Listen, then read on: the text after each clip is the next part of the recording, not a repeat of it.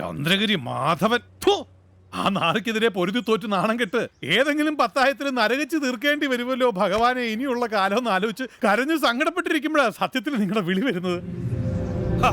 അങ്ങനെ അങ്ങ് പോരാൻ പറ്റുമോ? ബെല്ലാരിയിലെ ഒരു ബിസിനസ് എന്ന് പറഞ്ഞാൽ എന്നതാന്നാ മൂന്ന് വിചാരിച്ചിരിക്കുന്നത്? കർണാടക മുഖ്യമന്ത്രിയുടെ ഉറക്കം കെടുത്തിക്കൊണ്ടിരിക്കുന്ന മറ്റേ റെഡ്ഡി ബ്രദേഴ്സും ആന്ധ്രയിലെ മകൻ റെഡ്ഡിയും പിന്നെ ദാണ്ട് ഇവരും ഒരൊറ്റ ടീമാ. ആ ഹേമലത ഗുണ്ടപ്പയുടെ ഗസ്റ്റ് ഹൗസിൽ താമസിക്കുമ്പോ ഇവരുടെ സെറ്റപ്പ് ഞാൻ കണ്ടതാ. എന്റെ പള്ളി, നമ്മുടെ സംസ്ഥാന ബഡ്ജറ്റിന്റെ മേലെ വരും ഇവരുടെ ആസ്തി. ബല്ലാരി ജനറു നമ്മണ്ണ കരയോട രാജ അൻറ ചേട്ടാ, നമ്മൾ സഹ്യന് ഇപ്പുറം എത്തി. ഇനി കന്നഡ വേണ്ട. കേട്ടോ മൂന്ത, ചന്ദ്രഗിരി മാധവൻ നിങ്ങളുടെ മാത്രമല്ല, ഞങ്ങളുടെ ലിസ്റ്റിലും 1-ാം പേരുകാരനാ. ചിതലെടുത്ത് ദ്രവിച്ചു പോകാത്ത പകയുടെ ഓലക്കെട്ടുകൾ ഒരുപാടുണ്ട് ഇവിടെ ഈ നെഞ്ചിൽ. ഹേമലത ഗുണ്ടപ്പയുടെ കയ്യിൽ നിന്നും ഇയാളെയും കൂട്ടരെയും രാജ്യം എടുത്തുകൊണ്ട് പോകുമ്പോ ഞങ്ങളൊരു വിദേശ ടൂറിലായിരുന്നു. അല്ലായിരുന്നെങ്കിൽ അന്ന് അവിടെ വെച്ച് കുഴിച്ചു മൂടിയനെ അയാളെ. ചോദിക്കുന്നതുകൊണ്ട് വിരോധമൊന്നും തോന്നരുത്. ഞങ്ങൾ ചെറിയ പള്ളിക്കാർക്ക് മാധവനോടുള്ള പകയ്ക്ക് അതിൻ്റെതായ കാരണമുണ്ട്. ഞങ്ങളുടെ ക്വാറികൾ മുഴുവൻ പൂട്ടിപ്പിച്ച് ഞങ്ങളുടെ വരുമാനം തടഞ്ഞയാളാ. പക്ഷേ നിങ്ങൾ ബെല്ലാരി കിടക്കുന്ന നിങ്ങൾക്ക് എങ്ങനെ മാധവനുമായിട്ട്? അതൊരു പഴയ ചരിത്രം, 10-30 വർഷം മുമ്പുള്ള ചരിത്രം. അധികാരത്തിന്റെ ഇടനാഴിയിലെന്ന് മാധവൻ എന്ന പേര് പിച്ച വയ്ക്കുന്നതേ ഉള്ളൂ. ചന്ദ്രഗിരി തോട്ടങ്ങളിൽ ഇന്ന് കാണുന്ന പ്രതാപത്തിന്റെ വിത്തുകൾ മുളച്ചു തുടങ്ങിയിട്ടില്ല. മാധവന്റെ അപ്രമാദിത്വം, അതിന് വഴങ്ങിക്കൊടുക്കാതെ ചങ്കുറ്റത്തോടെ പ്രതികരിച്ച ഒറ്റ ഒരാളെ ഉണ്ടായിരുന്നുള്ളൂ, രാമദത്തനുണ്ണി, ഞങ്ങളുടെ അച്ഛൻ. അച്ഛനുമായുള്ള യുദ്ധത്തിൽ പക്ഷേ ജയം മാധവന്റെ പക്ഷത്തായിരുന്നു. നാടും വീടും വിട്ട് മല കടന്നു പോണം, അതായിരുന്നു കൽപ്പന. പടയും പടക്കോപ്പൊന്നുമില്ലാത്ത അച്ഛന് വേറെ മാർഗമൊന്നും ഉണ്ടായിരുന്നു. മക്കളായ ഞങ്ങളെ 3 പേരെയും വാരി പിടിച്ച് ഒരു ലോറിയിൽ നാട് കടക്കുമ്പോൾ അച്ഛന്റെ മുഖത്ത് തോറ്റുപോയവന്റെ സങ്കടമായിരുന്നു. ആദ്യം മംഗലാപുരം, പിന്നെ മൈസൂർ. അവിടെ വെച്ചാ അച്ഛൻ മരിക്കുന്നത്. സർക്കാർ ആശുപത്രിയുടെ ആരും തിരിഞ്ഞു നോക്കാനില്ലാത്ത തണുത്ത് മരവിച്ച കോൺക്രീറ്റ് ബെഞ്ചിൽ കിടന്ന് ഉറക്കത്തിലായിരുന്നു. പാതി തുറന്ന അച്ഛന്റെ കണ്ണുകൾ തിരുമിയടയ്ക്കുമ്പോൾ മനസ്സിൽ ഒരു മുഖം മാത്രമേ ഉണ്ടായിരുന്നുള്ളൂ, മാധവൻ. പിന്നീട് അങ്ങോട്ടുള്ള ഓരോ നിമിഷവും അയാളിലേക്ക് എത്താനുള്ള വാശിയായിരുന്നു. പണം, പദവി, പ്രതാപം പകരം ചോദിക്കാൻ വരുമ്പോ കായബലത്തിനൊപ്പം ഇതും കൂടി വേണമെന്ന് അറിയാവുന്നത് കൊണ്ട് ഉറക്കമില്ലാതെ അധ്വാനിച്ചു. നല്ലതും ചീത്തയുമായ ഒരുപാട് വഴികൾ. ഇന്നിപ്പോ അന്നപൂർണയ്ക്ക് അസാധ്യമായിട്ട് ഒന്നുമില്ല, ഒന്നും. സാർ, ആ ചെറുക്കൻ്റെ ഡീറ്റെയിൽസ് കിട്ടി. ഓ, അവൻ മാധവന്റെ മോനാ, ചന്ദ്രഗിരിയിലെ മാധവന്റെ മോൻ. അപ്പൊ ഹരിശ്രീനി വേറെ കുറിക്കണ്ട, മകനിലൂടെ അച്ഛനിലേക്ക്, അല്ലേ ഏട്ടാ? കേട്ടോ കുരുവിളെ, ഇങ്ങോട്ട് വരാനുള്ള യാത്രയിൽ വണ്ടിയിലിരിക്കുമ്പോൾ ഞാൻ ആലോചിച്ചിരുന്നു, എന്തേ ഈ യാത്ര ഇത്രയ്ക്ക് താമസിച്ചത്? ഇപ്പോഴല്ലേ കാര്യം മനസ്സിലായത്. കാലം ഓരോന്നിനും ഓരോ മുഹൂർത്തം കുറിച്ചു വെച്ചിട്ടുണ്ട്. ഇടയാനൊരു മുഹൂർത്തം, കൊന്നു കുഴിച്ചു മൂടാനൊരു മുഹൂർത്തം. പക്ഷേ ആള് മാത്രം പോരാ, മാധവൻ ചില്ലറക്കാരനല്ല. അറിയാടോ, ആളിന് പുറകെ അർത്ഥം വരും, ആയുധം വരും. മാധവന്റെ ശരീരത്തിൽ നിന്നും പഞ്ചപ്രാണനുകൾ ഒരു ഇല കൊഴിയുന്ന ചെറു ശബ്ദം പോലും ഉണ്ടാക്കാതെ പറന്നകലാൻ വേണ്ടുന്ന സകലതും വരും. ദഹിപ്പിക്കാനുള്ള ചന്ദനമുട്ടി അടക്കം. മതി, അത് മതി. ജയ് ഹിന്ദ്.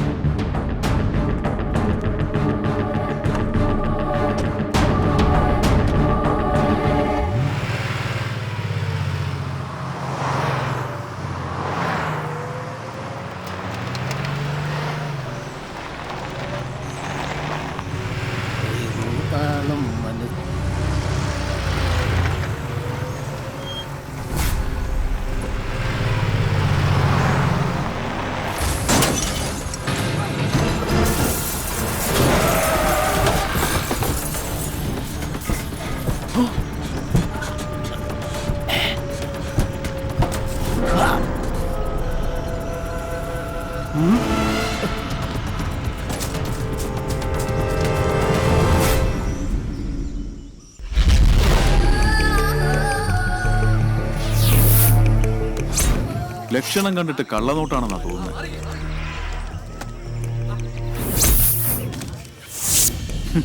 ഇവ മറ്റവനാ വർഗീസേ. പാകിസ്ഥാനിലെ സർക്കാർ പ്രസ്സുകളിൽ അടിച്ച ഒറിജിനൽ വെല്ലുന്ന ഡ്യൂപ്ലിക്കേറ്റ് ISA മണി. കിട്ടിയ ഡ്രൈവറെ കുറിച്ച് എന്തെങ്കിലും വിവരം? ഇല്ല സർ, പക്ഷേ അവൻ രക്ഷപ്പെടാൻ ഒരു വഴിയില്ല. ഇവിടെയുള്ള എല്ലാ വഴികളും നമ്മൾ അടച്ചു കഴിഞ്ഞു. അന്വേഷിക്കണം സർ. എന്ത് ഡെവലപ്മെന്റ്സ് ഉണ്ടെങ്കിലും ഉടനെ എന്നെ അറിയിക്കണം. സർ. നായിന്റെ മോൻ പല പ്രാവശ്യം പറഞ്ഞിട്ടില്ല കാശും കൊണ്ട് വരുമ്പോ അഭ്യാസം കാണിക്കരുതെന്ന്. ആ SP നാട് മുഴുവൻ ഒറ്റുവല വിരിച്ചു വെച്ചിരിക്കുക ഇവനെ പിടിക്കാൻ. ഞാൻ ഇവൻ എവിടെ ഒന്ന് കൊണ്ടുപോയി ഒളിപ്പിക്കുക. നിങ്ങൾ വിഷമിക്കണ്ട, ഇവന്റെ നിഴല് പോലും പുറത്തു വരാത്ത രീതിയിൽ ഞാൻ കൊണ്ടുപോയി ഒളിപ്പിച്ചോളാം.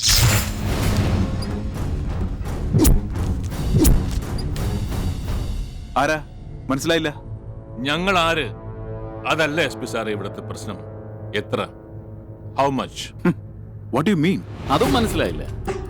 മറ്റെന്ത് മനസ്സിലായില്ലെങ്കിലും ചത്ത് മലർന്ന് കിടക്കുമ്പോ പോലും കാക്കിയിട്ട ചിലർക്കെങ്കിലും മനസ്സിലാകുന്ന ഒരേ ഒരു ചോദ്യം, ഹൗ മച്ച്. പിന്നെ മനസ്സിലായില്ല. വില ഉറപ്പിക്കാൻ വന്നതാ ഞങ്ങള്.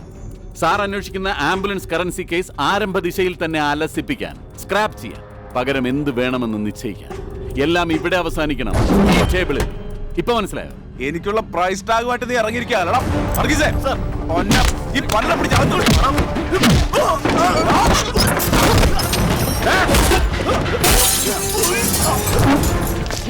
വിലയൊത്തില്ലെങ്കിൽ വിലപേശലില്ലാത്ത ലോകത്തേക്ക് പറഞ്ഞു വിടുന്നതിനെ അതാ ഞങ്ങളുടെ ഒരു രീതി.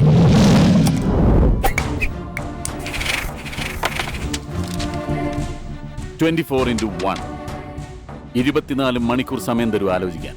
അത് കഴിഞ്ഞ് ഒരു നിമിഷം വൈകില്ല. വൈകിയ പിന്നെ ആ ഒരു നിമിഷം കാണാൻ ബാക്കി ഉണ്ടാവില്ല ഈ ശരീരം.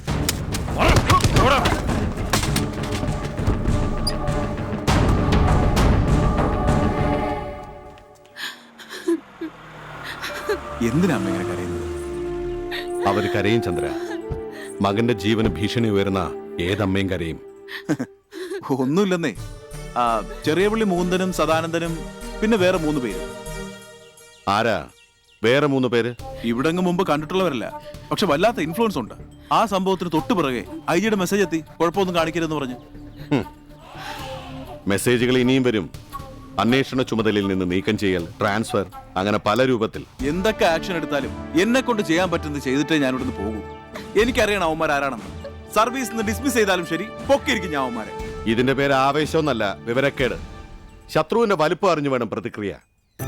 SP ഓഫീസിൽ കയറി വന്ന് അതിക്രമം കാണിക്കണമെങ്കിൽ ശത്രു നിസ്സാരക്കാരനല്ല. അവനെതിരെ പടക്കിറങ്ങുമ്പോ ഗൃഹപാഠം ചെയ്യണം ഒരുപാട്. മാധവട്ടം പറ, ഞാൻ എന്താ ചെയ്യേണ്ടത്? അച്ഛാ, ഈ അമ്മയുടെ കണ്ണിന്ന് ഇനി ഇങ്ങനെ കണ്ണീര് വീഴാൻ പാടില്ല. പക്ഷെ അതേസമയം ചെറിയ പള്ളിക്കാരുടെ അറിവോടെ നടന്ന ആംബുലൻസ് കേസ് തേഞ്ഞു മാഞ്ഞു പോകാനും പാടില്ല. നീ എന്താ ഉദ്ദേശിക്കുന്നത്? അച്ഛൻ അഡ്വക്കേറ്റ് ഏറാടിയെങ്കിലിനെ വിളിക്കണം. SP സാറിനെ കോടതിയിൽ ഹാജരാക്കി മജിസ്ട്രേറ്റിന് മുന്നിൽ മൊഴി കൊടുക്കാനുള്ള ഏർപ്പാട് ചെയ്യണം. സെക്ഷൻ 164 ആ വകുപ്പ് പ്രകാരമായിരിക്കണം മൊഴി. അങ്ങനെ ഒരു മൊഴി മജിസ്ട്രേറ്റിന് മുന്നിൽ രേഖപ്പെടുത്തിയാൽ പിന്നെ അത് ആർക്കും തിരുത്താനോ അട്ടിമറിക്കാനോ കഴിയില്ല. വലിയ അന്വേഷണം ഉണ്ടാകും. നാഷണൽ ഇൻവെസ്റ്റിഗേഷൻ ഏജൻസി ഇടപെടും. ചാരടി, എന്താണോ നോക്കി നിൽക്കുന്നത്? ഏറാടിയെ വിളിച്ചു. ഒരു തരി മണ്ണ് വീഴാതെ SP സാറിനെ മജിസ്ട്രേറ്റിന്റെ മുന്നിൽ ഹാജരാക്കുന്ന കാര്യം ഈ ജമാൽ ഏറ്റു.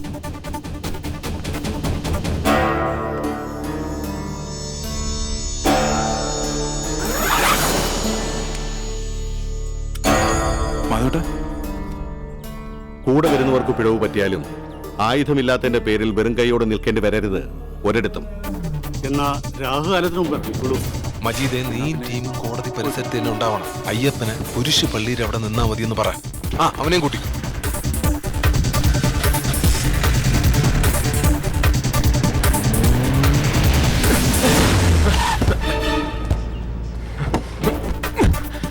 അച്ഛൻ അറിഞ്ഞാൽ? ആരും അറിയില്ല. വണ്ടി എടുക്ക ജമാലെ.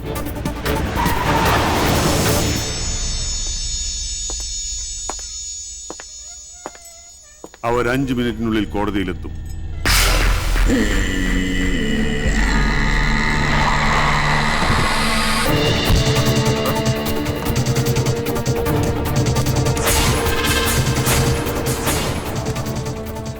അഡ്വക്കേറ്റ് ഏറാടി ഞങ്ങളുടെ ഫാമിലിയിൽ ആരാ?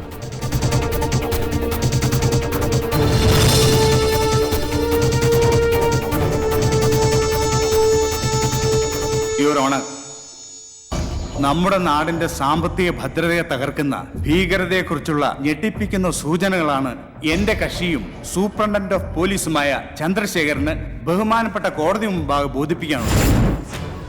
കേസിന്റെ പ്രാധാന്യം കണക്കിലെടുത്ത് എന്റെ കക്ഷിയുടെ മൊഴി സെക്ഷൻ 164 പ്രകാരം രേഖപ്പെടുത്തണമെന്നും നാഷണൽ ഏജൻസികൾ ഏതെങ്കിലും ഒന്നിനെ കൊണ്ട് അന്വേഷിപ്പിക്കണമെന്നും താഴ്മയായി അപേക്ഷിക്കുന്നു. ചട്ടപ്രകാരം മൊഴി നൽകുന്നയാളും മജിസ്ട്രേറ്റും മാത്രമേ കോടതി മുറിയിൽ ഉണ്ടാവാൻ പാടുള്ളൂ. ബാക്കിയുള്ളവർ ദയവായി പുറത്തു പോകണമെന്ന് കോടതി ആവശ്യപ്പെടുന്നു.